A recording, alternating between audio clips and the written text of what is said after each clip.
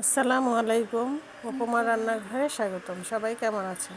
আজকে নিয়ে এসেছি ঘরে কিভাবে সহজে তৈরি করে ফেলা যায় টমেটো সস। এই দেখুন, খুবই সুস্বাদু এবং খুব সহজে কিভাবে তৈরি করা যায় আজকে দেখাবো। এখন অ্যাভেলেবেল বাজারে অনেক টমেটো উঠেছে। এই দেখুন, টসটসে লাল টকটকে টমেটো, ফ্রেশ। এখন এগুলিকে ভালো করে ধুয়ে নেব।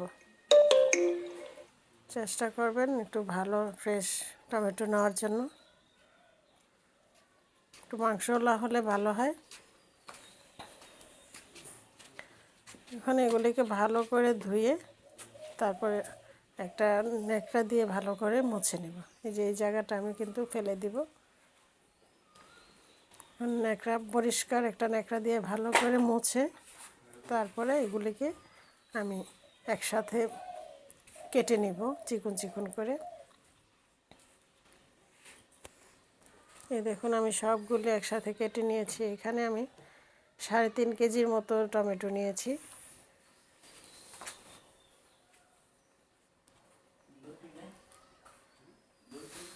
এখন এগুলিকে আমি ব্লেন্ডার করে নিচ্ছি। এখানে আমি মরিচ, তারপর আদা রসুন একসাথে করে ব্লেন্ডার করে নিয়েছি। এখানে ফ্রেশ ফ্রেশ সব কিছু দিতে হবে, আর এখানে পানির স্পর্শ করা যাবে না, তাহলে এটার মধ্যে ফাঙ্গাস পড়ে যাবে, সারা বছর সংরক্ষণ করা যাবে না। তাই পানি না দেওয়াটাই ভালো। এখন আমি এগুলিকে একসাথে করে চুলায় বসে দিয়েছি আর নিয়েছি তেঁতুল। এখানে কিন্তু তেঁতুলটা দিতে হবে।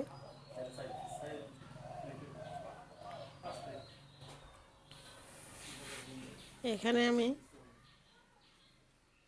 এই টমেটোর পিউরি দিয়ে এটাকে আমি ভিজিয়ে নিচ্ছি যাতে নরম হয়ে যায় তেঁতুলটা।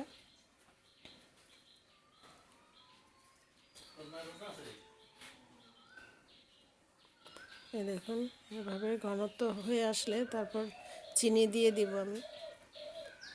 চিনিটাও ভালো করে গলে পানিটা যখন একটু শুকিয়ে আসবে, চিনির মধ্যে থেকে পানি ওঠে, সে পর্যন্ত কিন্তু নাড়াচাড়া দিতেই হবে।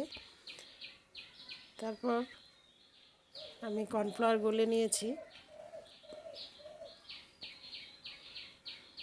এখন দিয়ে দিব শুকনো মরিচের গুঁড়া। আপনারা ঝাল অনুযায়ী দিবেন, আমার মরিচগুলো বেশি ঝাল, সেজন্য কম দিয়েছি। এখন ভালো করে মিশিয়ে নিচ্ছি এটাকে, যাতে কোনো দলা না পাকিয়ে থাকে। দেখুন, ভালো করে এটাকে ভালো করে জাল করতে হবে যাতে চিনির পানিটা ভালো করে শুকিয়ে যায়।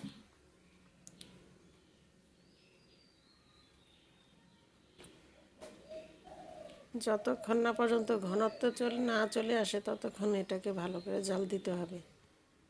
এখন দিয়ে দিব ভিনেগার আর টমেটোর কাঁচা। এই যে দেখুন কেমন হয়েছে। এই 1 বোতল ভিনেগার দিয়েছি আমি।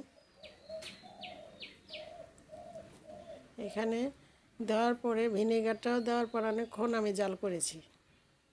তারপরে এই কর্নফ্লাওয়ারটা দিয়েছি। শেষ মুহূর্তে কর্নফ্লাওয়ারটা দেওয়ার চেষ্টা করবেন। কর্নফ্লাওয়ারটা দিলে কি হয়, একদম দোকানের মতো দেখতে দেখা যায়, আর ঘনত্বটা খুব সুন্দর আসে, চকচকে একটা কালার আসে। এই দেখুন কত সুন্দর একটি কালার এসেছে।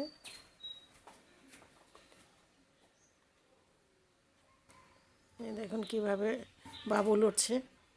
এখন আমি একটা প্লেটে আপনাদের উঠাই দেখাচ্ছি ঘনত্বটা।